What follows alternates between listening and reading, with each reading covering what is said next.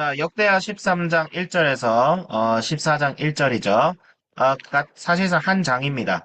유다의 2대 왕, 남유다의 2대 왕, 아비야가 이제 즉위를 하는데, 지금 상황이 어떻게 돼요? 이제 여로보암 왕은 지금 그대로 있고, 북이스라엘과 남유다가 지금 계속 전쟁 중인 상황이에요. 그러니까, 로보암 때는 하나님께서 이제 북이스라엘은 존재해야 된다. 북이스라엘을 내가 허용했다라고 해서 로보암이 그쳤지만 지금 북이스라엘은 뭐예요? 제사를 왜곡하고 성전의 신앙과 뭐예요? 참된 신앙을 박해하고 금송아지 신앙을 숭배하는 그런 나라로 바뀌었어요. 그렇기 때문에 지금 아비야와 이제 아비야와 여로보암 사이에 전쟁이 일어나죠. 그래서 이제 아주 큰 전쟁입니다. 이게 단순히 전투 하나는 아니고 아비아 시절에 이미 북이스라엘과 남유다 사이가 전면전을 치르고 있다. 이렇게 해석을 할 수 있을 거예요. 그래서 이제 어 4절에 보면 4절에 보면 아비아가 에브라임 산중 스마라임 산 위에 서서 여로보암과 이스라엘 무리들아 다 들으라 이렇게 하는 얘기가 있어요. 그러니까 아비아가 지금 무엇을 지적하고 있냐면 첫 번째는 여로보암이 다윗 언약을 배신했다 이렇게 주장을 하고 있습니다. 다윗 언약이 뭐예요? 하나님께서 다윗을 통하여 그의 나라를 이루겠다라는 선언입니다. 네, 선언인데 그게 일단 여로보암이 뭐예요? 자기의 주를 배반하고 7절 남분꾼과 잡배가 모여 따름으로 스스로 강하게 되어 솔로몬의 아들 로보암을 대적하였으나 그때 로보암이 어리고 마음이 연약하여 그들의 입을 능히 막지 못하였느니라. 자기 아버지를 까고 있어요. 이거는 패륜 아닌가 싶기도 하고. 자기 아버지를 예, 깜짝 놀랐는데 읽다가 뭐 우리나라랑 풍습이 좀 다를 수 있죠. 그런 면에서는. 근데 어쨌든 이거는 뭐 이제 아버지를 까는 게 아니고 객관적으로 얘기하는 거예요. 왕으로서. 우리 전대 왕은 이걸 하지 못했다. 근데 그 얘기하는 것이고 그다음에 이제 소금 언약이다. 소금을 쳤다는 것은 맹세를 했다는 거예요. 하나님과 하나님의 백성 사이의 맹세가 바로 다윗의 언약인데 그 언약을 여로보암 네가 배신했다. 그렇게 하고 두 번째는 뭐예요? 금송아지. 그쵸?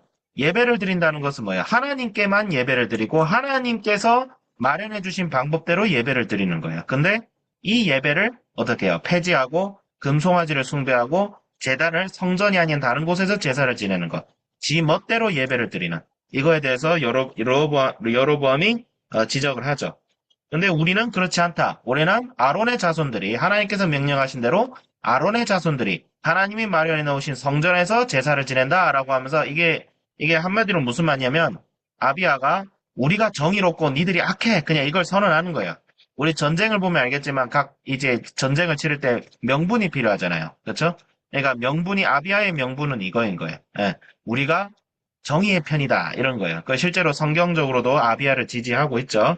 근데 이제 13절에서 보면 여로보암이 처음엔 우세합니다. 그래서 여로보암이 처음에 이길 것 같았지만 하나님께서 도우셔가지고 아비아가 북이스라엘을 이기고 승리하게 하시고 그 다음에 이제 19절에서 보면 어떻게 돼요?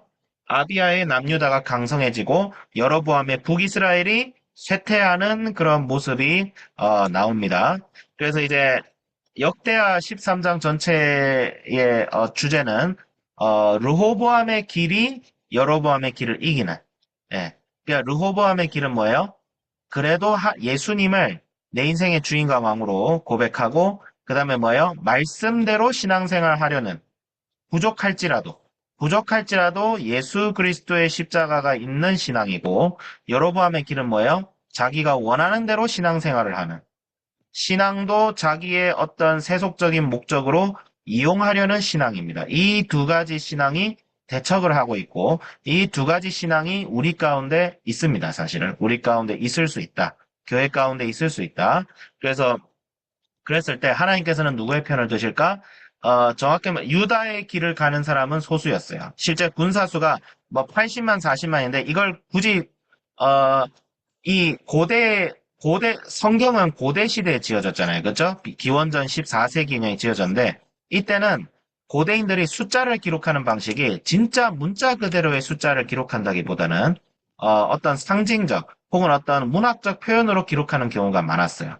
예를 들어서 히브리어에 따르면 엘레프라는 단어가 있어요. 이 히브리어는 천명을 뜻하는 뜻을 엘레프라는 엘레프라는 단어를 통해서 쓰는데 엘레프는 천이란 뜻도 있지만 시족, 부대라는 뜻도 있어요.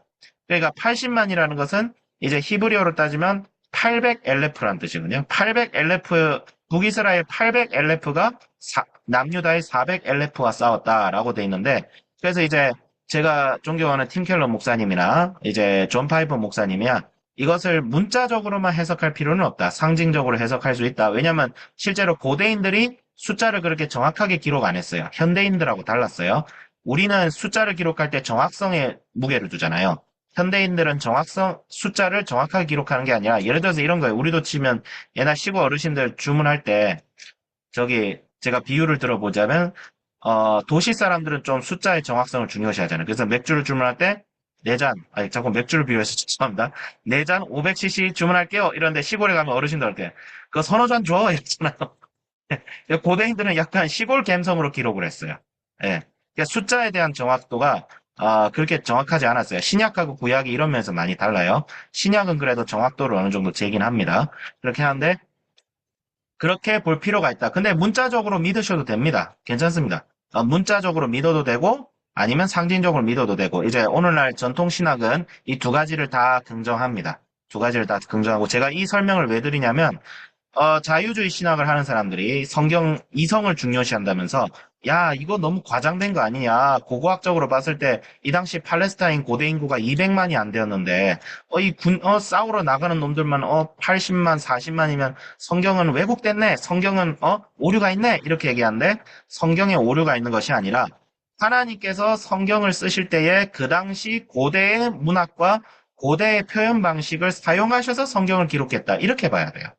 어, 오히려 이걸 가지고 성경에 오류가 있다는 사람이 21세기 관점으로 성경을 보려 하니까 성경에 오류가 있다고 마구 주장하는 거예요. 근데 그건 틀린 주장입니다. 혹시 막 자기 좀 신학한다고 이렇게 까불랑거리시는 분이 있으면 저한테 데려오십시오. 저한테 데려오십시오. 저도 자유주의 신학 잘 알거든요. 예, 알고 있기 때문에 알아요. 되게 허접합니다. 자, 죄송합니다. 그럼 자유주의 신학 하시는 분들이 미워하실 텐데. 예, 그게 아니고, 예. 어쨌든 중요한 건 뭐냐면, 성경의 이 메시지는 뭐예요? 우리한테 어떻게 적용해야 돼요? 오직 하나님이 나를 통치하도록 하셔야 되며, 우리는 오직 예수입니다. 예수님을 통해서만 하나님을 경배할 수 있어요. 예수님이 아니라 우리의 어떤 도덕적인 열심과 우리의 어떤 이상한 목적을 위해서 예수님을 경배하는 것은 예수님을 경배하는 게 아니라 사실은 금송아지와 같고, 그 다음에 오직 믿음으로, 예수님을 믿는 믿음으로 우리는 신앙생활을 해야 됩니다. 그리고 성경 말씀대로 신앙생활을 해야 됩니다. 말씀에서 벗어나는 예배, 말씀에서 벗어나는 교회 생활, 말씀에서 벗어나는 어떤 일들이라 할지라도 그것이 아무리 선하고 그 동기가 좋다 할지라도 그것은 여로보암의 길이 될 가능성이 높아요. 금송아지 숭배로 이뤄질 가능성이 높습니다.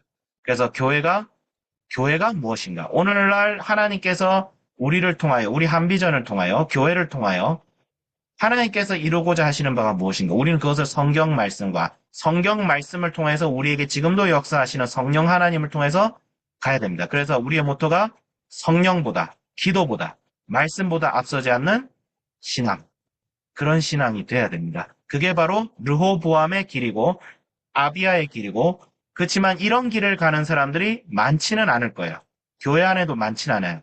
하지만 그럼에도 그런 교회가 하나님께서 그런 르호보암 같은 사람들, 이 소수의 사람들을 통해서 한국교회를 변화시키고 한국교회를 강하게 하고 이 땅을 회복시킬 것을 우리는 믿어야 됩니다. 오직 말씀, 오직 예수, 그리고 오직 하나님의 통치를 받아서 하나님께만 영광 돌리는 삶. 그런 삶이 오늘 이 말씀을 통해서 우리에게 주시는 주님의 메시지이자 명령이 아닌가 저는 이렇게 권하여 드립니다. 자, 기도하겠습니다. 하나님 아버지 주여 감사드립니다. 오직 하나님께 영광을 돌리는 저희들 되게 하여 주시옵소서. 말씀보다 기도보다 성령보다 앞서지 않게 하여 주시옵소서. 우리의 동기와 우리의 생각이 전에 주님의 생각과 계획이 우선시 되게 하여 주시옵소서. 르호보암의 길을 가게 하여 주시고 여로보암의 길을 가지 않게 하여 주시옵소서. 주여 감사드립니다. 예수 그리스도의 이름으로 기도드립니다. 아멘.